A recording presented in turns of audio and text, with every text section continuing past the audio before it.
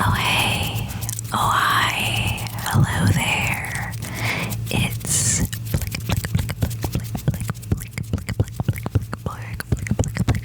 Blick ASMR. How you doing? How's it going today? So in today's video, I am truly trying to put you to sleep. I am trying to knock you out. I would like you to be zoinked. I know that going to sleep is not what that means, but I really want to just grab that word and take it just to mean sleeping because I feel like it would work so well. Zooted is another one. I just want that to mean knocked out, sleeping. I know what it means. I'm completely aware, but anyway, we're putting you to sleep today. You're gonna get the C's. Do you know why? I'm going to teach you math. I'm going to teach you math, and you're going to go to sleep because I'm going to teach you math. If you like whispers and you don't actually want to hear what anyone is saying, this is a fantastic video for you. So without any further ado, let's get into the video. Alright. The first thing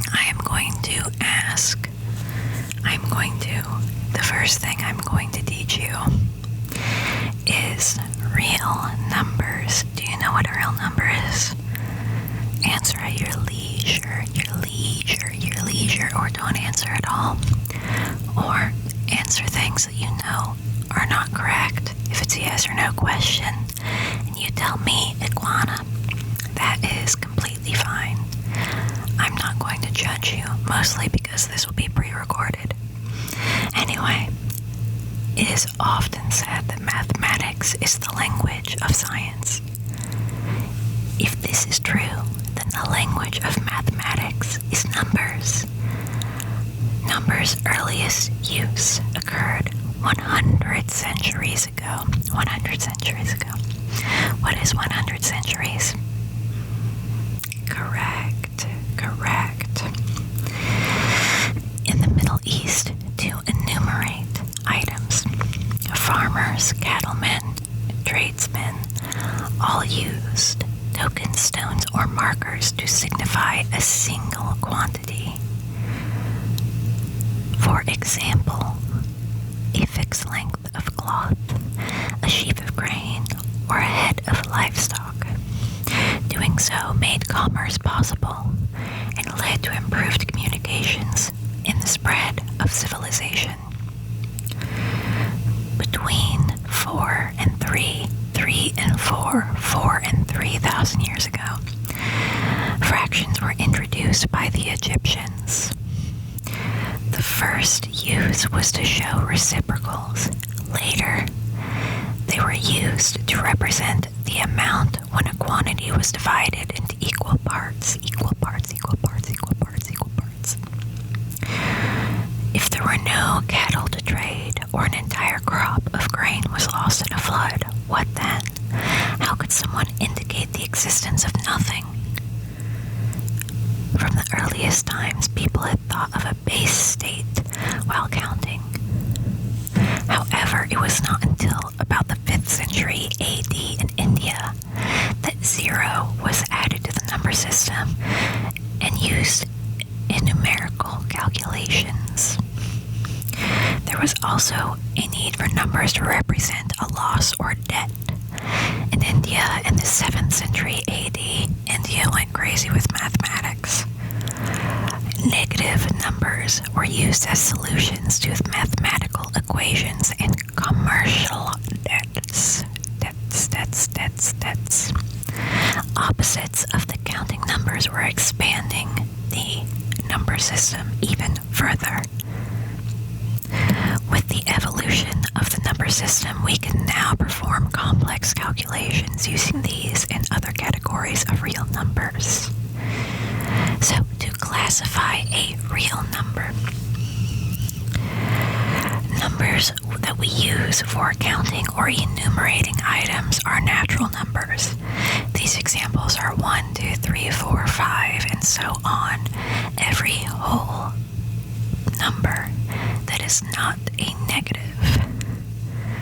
We describe them numbers that we use for counting or enumerating items are natural numbers. For example, 1, 2, 3, 4, also called counting numbers. And whole numbers are any natural numbers plus 0. So 0, 1, 2, 3, 4. Integers add opposites of natural numbers to the set of whole numbers. So -3, -2, -1, 0, 1, 2, 3, 4, and so on. It is useful to note that the set of integers is made up of 3 distinct subsets: negative integers, 0, and positive integers. So the set of rational numbers is written. I can't actually technically say how that's written because that would be strange. Very strange. Very, very strange. Because they are fractions, any rational number can also be expressed in decimal form. Any rational number can be represented as either a terminating decimal or a repeating decimal. An example of a terminating decimal is 1.875, nothing after. And a repeating decimal is 0.36363636. You can use a line drawn over the repeating block of numbers instead of writing the group multiple times. So, again, we're saying what rational numbers are. Rational numbers are any numbers that are counting numbers, natural numbers, whole numbers, or integers. Integers. So those are real numbers, and also rational numbers are any terminating decimals or repeating decimals that can be properly enumerated with usually a line going over the repeating bit. So in that example, 0.36363636, it would just be 0.36 with a little line to just let you know it keeps going, right? So now that we know what rational numbers are, what are irrational numbers? At some point, someone discovered that not all numbers are rational numbers. That would be so, considering there are irrational numbers. So, for instance, a builder may have found that the diagonal of a square with unit sides was not 2 or even 3/2, but was something else entirely.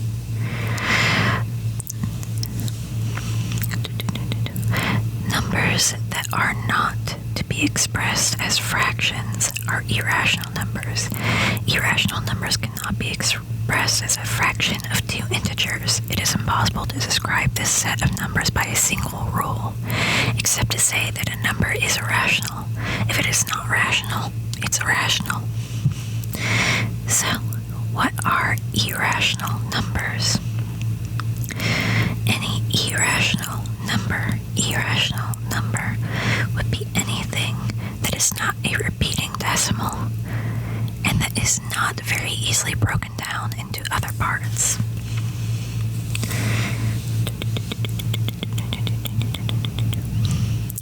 So, real numbers. If we give that any number is n, we know that n is either rational or irrational. It cannot be both. Something cannot be rational and irrational at the same time, unless it's a person. The sets of rational and irrational numbers together make up the set of real numbers.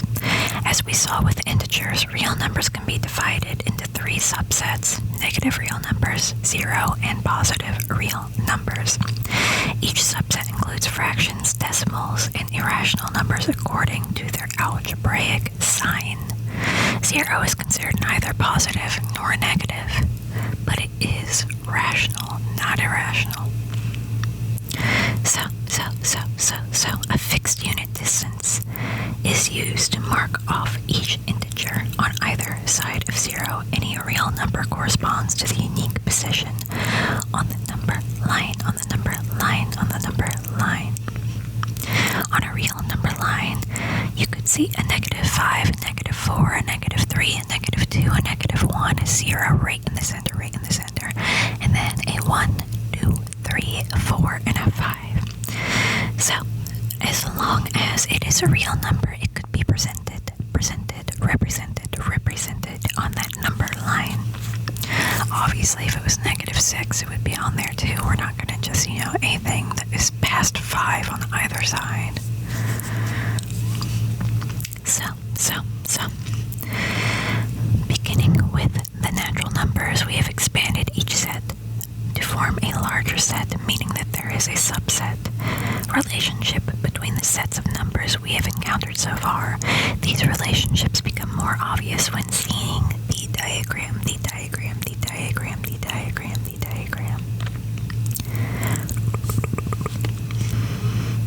Do you know what a rhombus is?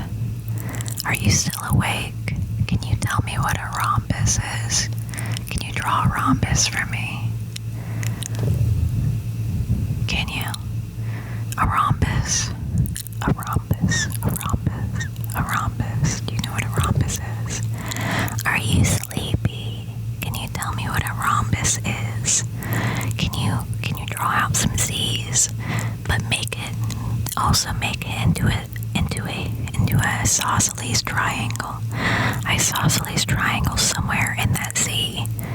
And then tell me the degrees. Tell me the degrees of that isosceles. I'm having too much fun with this. I am having way too much fun with this. So I will say, I hope that you are all thoroughly asleep.